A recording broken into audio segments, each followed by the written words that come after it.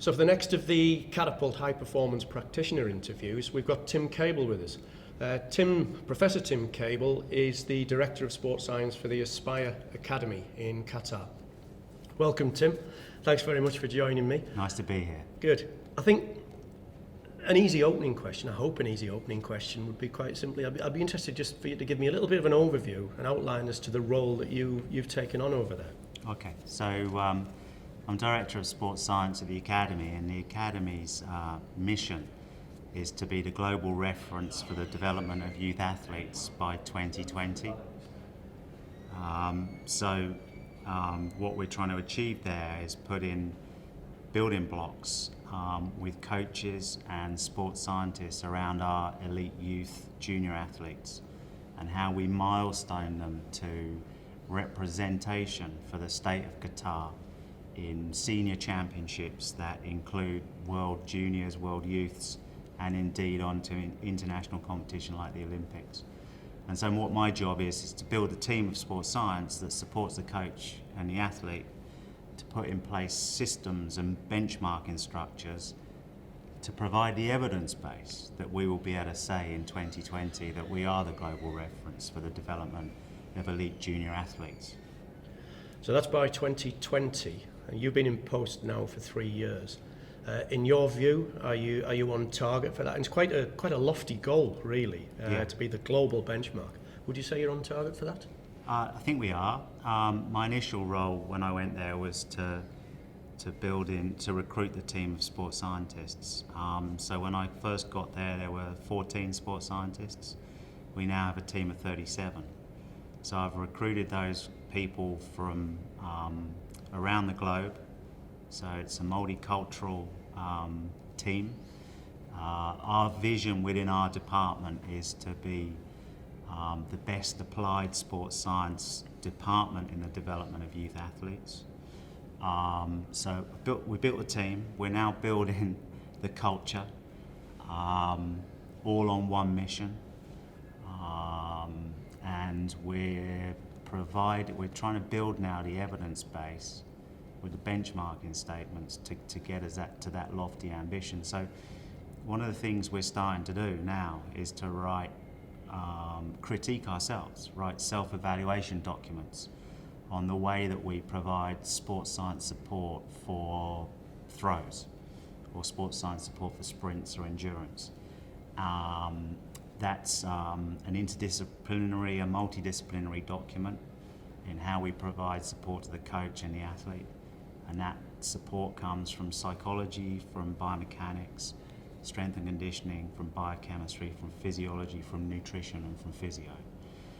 And then what we're doing is we're having external experts come in and evaluate us against our own self-evaluation document to provide some quality management, some quality enhancement statements so that we can constantly renew and refresh what we're doing. And then we hope that by 2020 all those benchmarking statements, all those self-assessment documents and our review of them and our quality enhancement of what we do will provide the evidence to support that statement. And then the other thing we're trying to do is have us as the external examiners for other high performance institutes around the world, if you see what I'm saying. So we're the benchmarkers that then go in and perform some sort of audit on other high performance sports institutes because they want us to come in. So we hope that those sort of metrics will allow us to say, we're somewhere close to being the global reference in the development of elite junior athletes. And what you're describing there is obviously quite a fluid sort of ecosystem within the organisation. Yet you did mention a word there which seems to be a very current word used by a lot of these organisations, which is culture and the development of a culture. And I'm guessing that it's even more difficult for yourselves to develop a culture because, as you said, you've recruited some of the best brains from around the globe. So you're 30 odd nationalities coming into the same place, living within the Qatari culture, but actually trying to create your own sort of microculture within Aspire. Is that proving to be a challenge? It is a challenge. So if you think that our athletes, by and large, come from Qatar, there's some athletes that come from Egypt, there's some athletes that come from Somalia and Eritrea. So the athletes that we work with from age 12 to 18, which again is a different cultural aspect, you know, they have their own defined culture and their own mores and the way that they've been brought up and the environment that they live in. So we have to be respectful of all that. And as you say, we're multinational. So the coaches are multinational. The sports science team is multinational. So the way we go about trying to build a culture is start in small building blocks. So we have a small support team that we wrap around the athlete. So we talk in terms of target athletes. So we might be working with 120 junior athletes in Olympic sports, but we have around about 16 athletes that we think are going to make it somewhere. So we call them target athletes, and around each of those target athletes we wrap the coach and the lead sports scientist. So that's our unit. The lead sports scientist then corrals the other elements of sports science that coach, sports science lead think need to be wrapped around the individual athlete. And so that's the culture that we wrap around the athlete. They're focused on the targets for those athletes. So each of our target athletes has specific targets. So it might be that we're targeting some of these boys to represent the state of Qatar in 2019 at the IAAF World Championships in Doha, or we're targeting them for Olympic qualification in Tokyo 2020. So they're long-term targets. We know what they need to look like as an 800-meter runner or whatever for 19 or 20, and we're working backwards to fill the gaps, the gap analysis. But the cultural aspect is that group to a person are working on that shared vision. Yeah. And they have to communicate to get to that shared vision. They have to be very planned and rigorous in their planning across that 4-year cycle. So it's very target focused. That's revised on a monthly basis. Yeah. In a support meeting. But that's the way we're trying to build the culture, you know, driving towards that vision. And then that vision builds into the global vision of the academy. I should just say that, you know, the academy is not just about the development of the elite junior athlete. What it's also about is building its own global reputation as a centre of excellence. So a centre of excellence not only in the development of athletes and not only in the provision of sports science, but also a centre of excellence in terms of the processes and procedures that is developed and adopted that we hope will be the benchmark for other institutions around the world. So you're trying to, you're trying to build this this institution that, understandably, you want to be the global leaders. But to get to that point, I'm guessing that you've got to get outside of the 4 walls and go and have a look at what's going on elsewhere. Just out of interest, where exactly are you looking at the moment for guidance, for a picture of those people that are actually leading the world at this very point in time? Yeah, so it's a great question, and I should also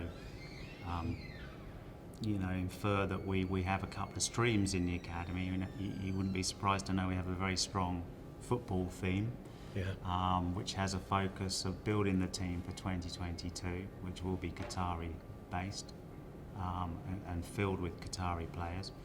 And we have the Olympic individual types of sports. So, from the football world, we employ experts from around the globe, from around the big programs that exist, yeah. in academy-based structures. And my colleague, Prof. Walter de Salvo, has been very successful in building the Aspire Fellows, which collectively works with a group of 50 top teams in the world to knowledge share not only for us to share knowledge or take knowledge from them and return knowledge, but share knowledge amongst each other, and that's working very effectively.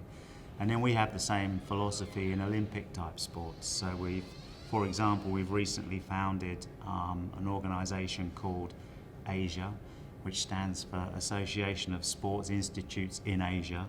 So that's knowledge sharing from the 47 institutes in the Middle East, in Asia and in Southeast Asia. So those are our references. The other reference we have is by pulling employees in from esteemed organisations that have a large history and a long pedigree in delivering these sorts of programs to elite athletes. Okay. Just focusing in then more specifically on, if you like, sports science and the role of sports science within the Aspire Academy. I mean, you mentioned that I think you said you've got 37 sports scientists employed there. And in the UK at the moment, there's a lot of questions being asked about, particularly in football, whether sports science is almost a monster that's out of control. And there's a lot of people of a mind that actually it is a resource that operates according to a law of diminishing returns. So yes, for the initial investment, you will get a large return, but the more money that you throw at sports science, perhaps relatively speaking, there's less and less of a return to be seen. I wonder what your thoughts are with regards to that particular way of thinking. I mean, I think it's a valid question. You know, I'm a sports scientist from a long way back, as you well know. From an educational perspective, you know, we are in the UK, you know, we're graduating 10,000 sports scientists a year out into the workplace. You know, they're not all focused and can't be all focused on elite sport because the job opportunities aren't necessarily there for that flood into the marketplace. There is a very strong place for sports science in elite sport. There's a very strong place for sports science in physical activity and exercise and health and disease prevention. In elite sport, there has to be, I think that the thing is, there has to be a real question as to why you're using the sports science. Yeah. So are you using the sports science to identify the talent? Are you using the sports science in the process of talent support? Are you using the sports science in the process of talent development? Or are you across all of that pathway, which you probably are?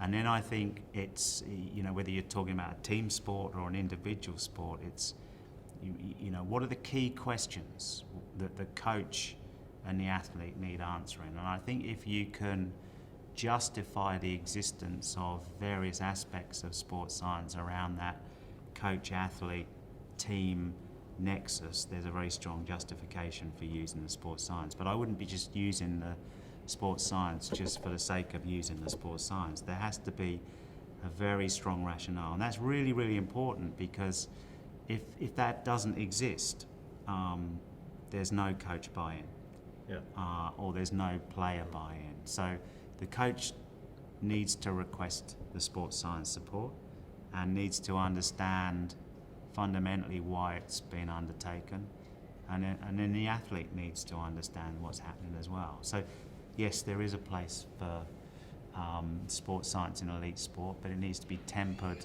and focused on the specific goals of the team or the individual.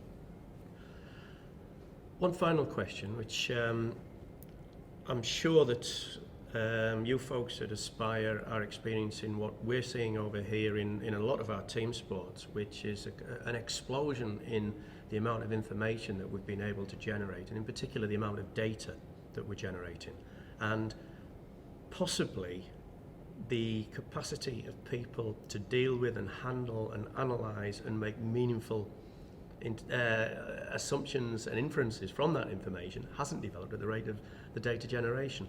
I don't know whether you're seeing anything similar to that in Aspire, or whether you're actually investing heavily in those people who do have that specific capacity to be able to make meaningful inferences from data. Yeah, it's a great question. You know, especially in the world we live in at the moment, where technology is advancing so fast, it's very hard to keep up with it, particularly from a resourcing perspective. You know, we have eons of data in Aspire from 10 years of activity in this place, you know. So one of the things, for example, that we're trying to understand, we go out and test every 11-year-old boy in the country and have done so for the last 10 years. So we've got a data set of like 60,000 boys. And we're trying to apply algorithms to that data set that will allow us to predict future performance. And I'm not sure we're ever going to get there with that, you know, those real complex questions. But I think that, so what you're really asking about is, you know, is there too much data? And I think there probably is.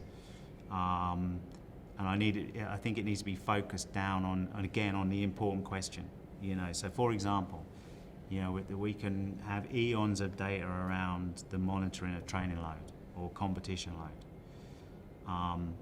And that fundamentally boils down to one question. Can this player train today at this intensity? So we need to manage the data in a way that gives us a yes or no answer. And I think that's the important thing for the future. You know, simple, keep it simple. Yes, okay, the scientist, the analyst can deal with all that data, but it has to be translated to the simplicity of yes or no. That's the answer to the question. And I think that's a great message to close with. So yeah, distilling everything down to a message that coaches and athletes understand is what we should all be about. Otherwise it's meaningless. Absolutely. Yeah. Tim, thanks very much for your time. I know Cool. you're a busy person. Thanks a lot. You can go get on with your coffee now. Cheers.